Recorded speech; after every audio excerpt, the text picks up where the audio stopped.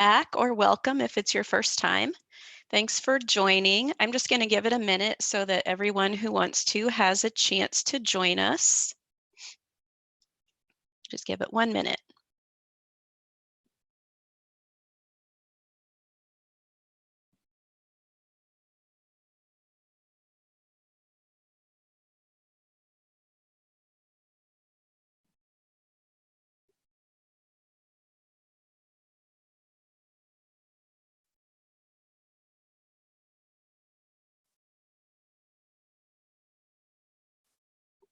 We're just going to give it about 30 more seconds to make sure everyone who wants to has a chance to join, and then we'll get started.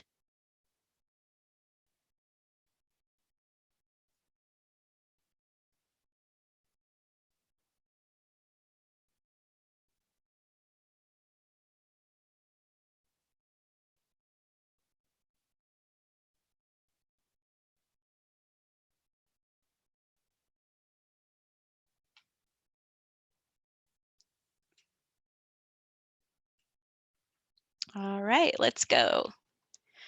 I am Dawn Knight. I'm an English teacher from Westfield High School in central Indiana, just north of Indianapolis. We're going to start today by going over the AP exam practice from yesterday. As always, don't worry if you didn't do the lesson. I think this will still be very beneficial to you. So yesterday we defined commentary and looked at these statements that come from the rubric and our course standards to understand how AP describes commentary. We summarized by considering commentary as when students examine the importance of the example, relate the example to elements of the rhetorical situation, and explicitly connect it to the claim of the paragraph. So if you look on the left there, it kind of shows you what the rubric said and then how we're kind of looking at what that means for you. You were given a paragraph yesterday that was lacking sufficient commentary and asked to compose at least 2 sentences of analysis for each example. And while your writing may not look exactly like what this student did, we're just going to take a look at what they did here and how they included those elements that are in the writing.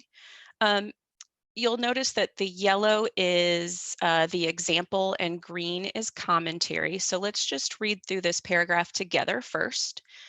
Throughout the letter, Gandhi continuously emphasizes that he intends no harm, but that his only goal is to help Britain perceive the wrong they've done to India by issuing the SALT Act, effectively doing so by including a short anecdote and emphasizing the prejudice his people face to force Lord Irwin to connect with his own people in the same way Gandhi speaks for his.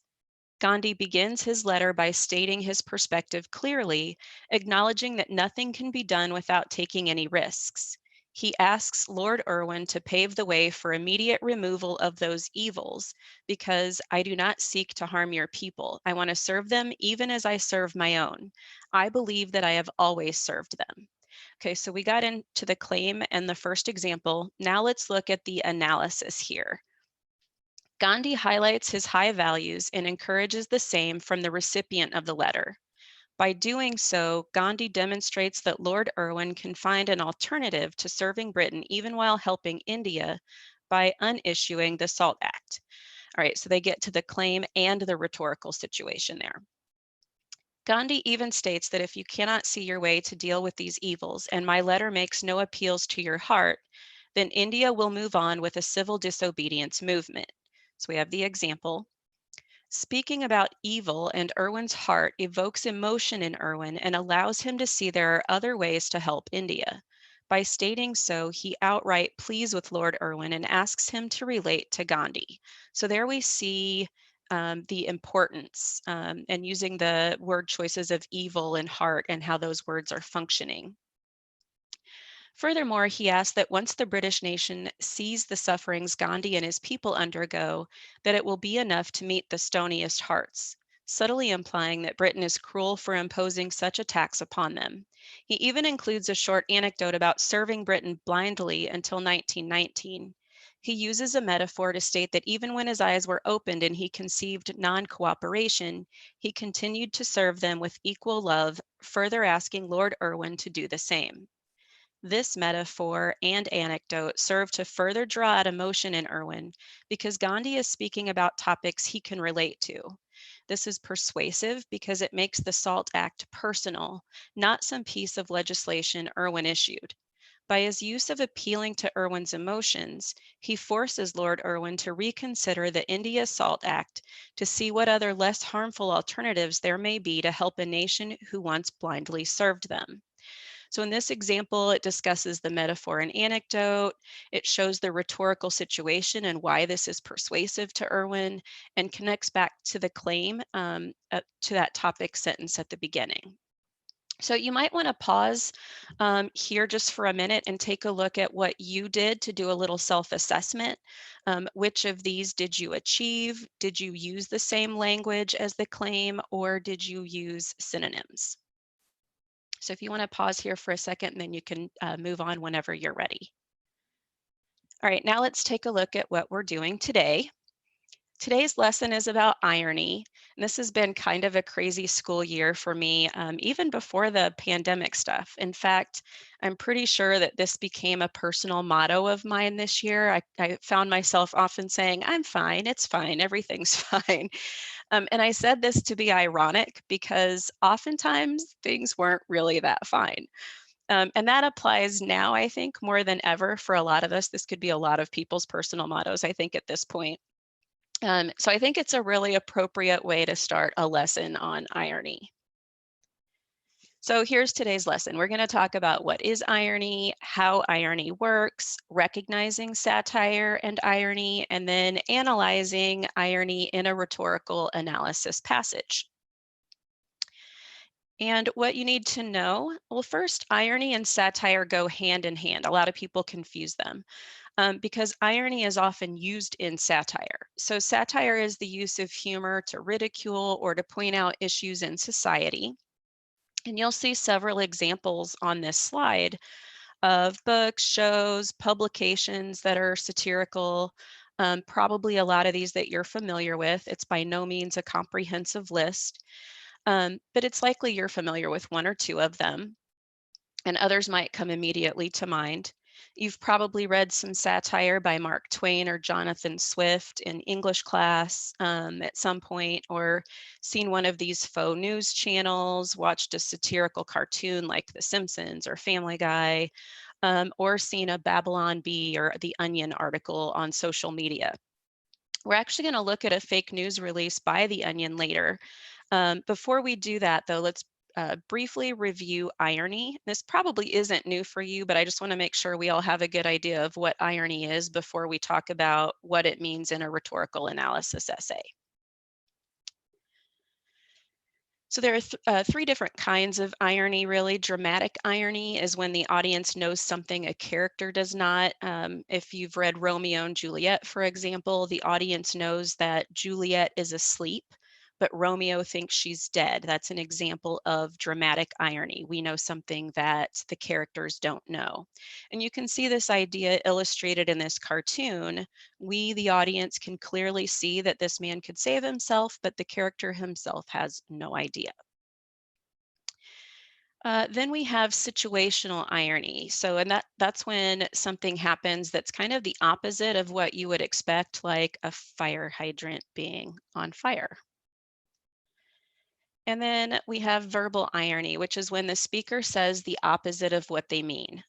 Like when you say everything's fine and it isn't, or what a nice day when it's raining. Or as an Indianapolis Colts fan, saying something like, oh, good, the Patriots are in the Super Bowl again, would definitely be verbal irony, because I wouldn't mean that. Sorry to any Patriots fans, it's fine. All right, how irony works. We're going to focus less on labeling which kind of irony today and really talk about how irony works. So it helps convey a speaker's message in a couple of different ways. One is that it emphasizes the point by surprising the reader with something unexpected, making them stop and say, wait a minute, that's not right. It also appeals to emotion, using humor to make an audience more receptive to an idea that might challenge their beliefs. like putting sugar in medicine for a kid who doesn't want to take their medicine. That's kind of what humor does for some of those harder messages to convey. The caution, though, here is that sometimes if it's not used well, it can actually offend the audience. So, how do we recognize satire and irony, particularly in a rhetorical analysis passage? Well, there are a few things to really look for. One is word choice. Also, mimicry. So, they're imitating something in order to ridicule it. Oftentimes, we see hyperbole or exaggeration. Um, or the opposite, understatement. So let's say you're having a horrible day, your dog ran away, you lost your job, all kinds of things are going on. And you say, well, today isn't my best day. That's kind of an understatement for how bad it might have been. Tone, and then just the fact that it's pointing out some kind of an issue or ridiculing something in society. So let's take a look at an example. First, a quick disclaimer. This is in no way an endorsement of my political beliefs or that of the college boards. I would never push my beliefs on you. I think we've talked about this before when we talked about shades of gray. I think it's really important for you to decide things for yourself in an informed, educated way, obviously. But I just wanted to use this as an example to talk about irony. So I'd like you to take a couple of minutes to answer the questions. How is this ironic? What is the message? Is it effective in conveying the message? So if you want to pause your screen here and just answer these questions for this political cartoon, and then we'll go ahead and move on. So whenever you're ready, you can just hit play again. All right, so your answers might vary a little bit, but let's look at some possible answers to this.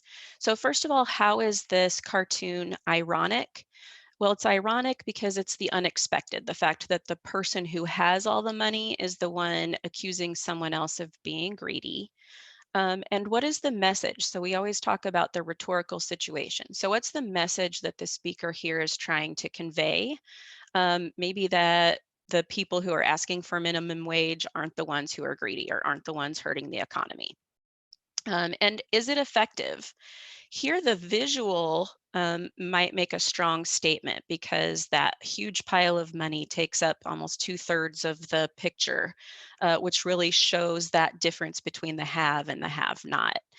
You may have had different answers and may have not found it effective. As long as you can explain why, that's great. Okay, now let's look at irony in a rhetorical analysis essay. We'll delve a little deeper this time. So first, let's look at the prompt. The following article is a mock press release from The Onion, a publication devoted to humor and satire. Read the article carefully, then write an essay that analyzes the rhetorical choices The Onion makes to convey its message about how products are marketed to consumers. All right, so a couple of different things there that we need to remember. First, it's a good idea to always take the time to think about what the prompt is asking. So we know a couple of things. We already know it's humor and satire, and we know that we're looking for rhetorical choices that the Onion is making in order to convey a message about how products are marketed. So that's what we're looking for when we annotate. So as you read, I want you to read just the part that's circled in red there and think about how is it ironic? What is the message? What rhetorical choices are being used to convey the message? And then are they effective? And thinking about why or why not. Again, if you want to pause here and take a minute to do that, and then we're going to go ahead and move on and look at what we annotated. And again, yours might be a little bit different, but let's take a look at some of the annotations here that I did. All right, so first I'm going to read the first paragraph, and I don't know how to pronounce this town. I don't know if it's a real town. So Massillon, Ohio. Stressed and sore-footed Americans everywhere are clamoring for the exciting new Magnasoles shoe inserts, which stimulate and soothe the wearer's feet using no fewer than 5 forms of pseudoscience. Okay, so here are a couple of things. I've already noticed they're doing the press release format to make it look very real. We have a real looking product name. There's this idea that more is better with the no fewer than five, which kind of might start to tell us something, but remember, we also want to look for patterns. And then the word choice of pseudoscience, which literally just means it's not real science. So this is our first hint that this is ironic, that it's satire, because it's not real, and they're telling us, hey, this isn't real. What makes Magnesols different from other insoles is the way it harnesses the power of magnetism to properly align the biomagnetic field around your foot, said Dr. Arthur Blooney, the pseudoscientist who developed the product for Massillon-based integrated products. Its patented MagnaGrid design, which features more than 200 isometrically aligned contour points, actually soothes while it heals, restoring the foot's natural bioflow. All right, so we have expert testimony, which we often see in these kind of product releases or miracle cure releases. We have a name and location and even a trademark, again, to make it look very real. And even some of the word choice, we have very kind of science or medical terms here. Magnasols is not just a shoe insert, Blooney continued, it's a total foot rejuvenation system. According to scientific sounding literature trumpeting the new insoles, the contour points also take advantage of the semi-plausible medical technique known as reflexology. Practiced in the Occident for over 11 years, reflexology, the literature explains, establishes a correspondence between every point on the human foot and another part of the body, enabling your soles to heal your entire body as you walk. Okay, so we continue with some expert testimony, some hyperbole with the idea that it's a total foot rejuvenation. Again, we have scientific sounding literature, which kind of is pointing to the fact that this isn't real. It wasn't actual scientific literature. It just sounds like it is. The trademark of contour points, even the semi-plausible, which tells us it's not actually plausible or a thing. It's just kind of sort of a thing. And so they're again saying this isn't real. So for those of you who weren't paying attention the first couple of paragraphs, hey, this isn't real. Practiced in the Occident for over 11 years, we get some mimicking of some of those things where they'll be like, this is an ancient technique from ancient Asian texts or something like that, Eastern medicine. But the Occident is the West, like the Americas and Europe. And so it's like, hey, this has been around for 11 years in America, which isn't really as impressive. And then you're enabling your souls to heal your entire body is probably hyperbole. But while other insoles have used magnets and reflexology as keys to their appearance of usefulness, Magnasols go several steps further. According to the product's website, only Magnasols utilize the healing power of crystals to re-stimulate dead foot cells with vibrational biofeedback, a process similar to that by which medicine makes people better. All right, so this is pointing out the irony here again with comparing it to other products and saying it has the appearance of usefulness, but maybe isn't really. So there's some irony getting pointed out there. Again, some of the scientific or medical jargon, and then it's a process similar to what medicine might do, but again, it's not. So ironic. All right, now let's look at some patterns that I noticed because I don't want to just list things. I want to think about what they mean when I start looking for those patterns. So I noticed that there's a lot of mimicking of an actual press release. We have the expert testimonies, medical sounding or scientific sounding jargon, word choice to sound like formal product announcements. We also have forms of pseudoscience and contour points, those kinds of things that show that there are more. We have more forms of pseudoscience, we have more contour points. So this idea of more being a good thing hints that this isn't real. So even though there's a lot of time spent making it look real, it wouldn't be effective if we actually left thinking this was an actual product. We need to know that it's not real so that we know it's funny and what they're trying to point out is an issue. So we need to know it isn't real. And so they dump these little hints throughout, like pseudoscientist and pseudoscience, and then hyperbole, that it'll heal your entire body. So based on the first half, here's how I might start thinking about these questions. So how is it ironic? Well, it appears to be real, but it isn't. What is the message?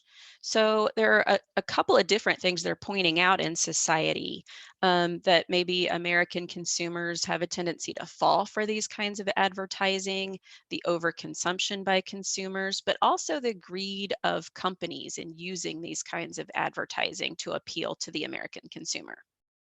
And the rhetorical choices that are being used to convey, when we looked at those patterns, we noticed some word choice, mimicry, hyperbole, and obviously the use of irony.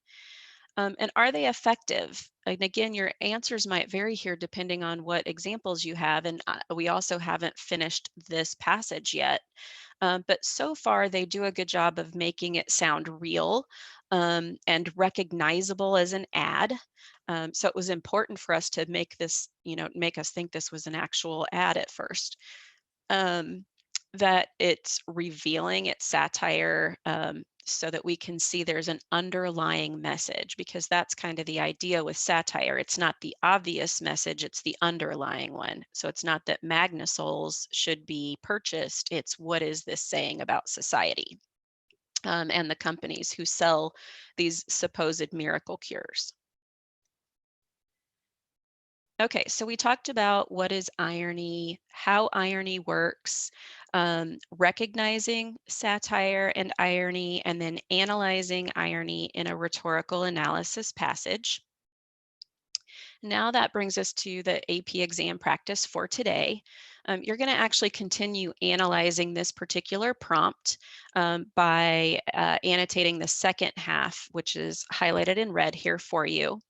And we started this with the first half, but I want you to continue brainstorming answers for the questions, looking for any other patterns that you notice, and then do a final, finally answer the question having been through both parts of it. And we'll go over this in our warm up tomorrow, but just see what else you find as you go through the second half. All right, as always, thank you for being here today. I hope you're doing well, staying active and healthy, and finding some joy. Remember, everything really is going to be fine, and I am not saying that in an ironic way. All right, thanks, you guys. Have a good one.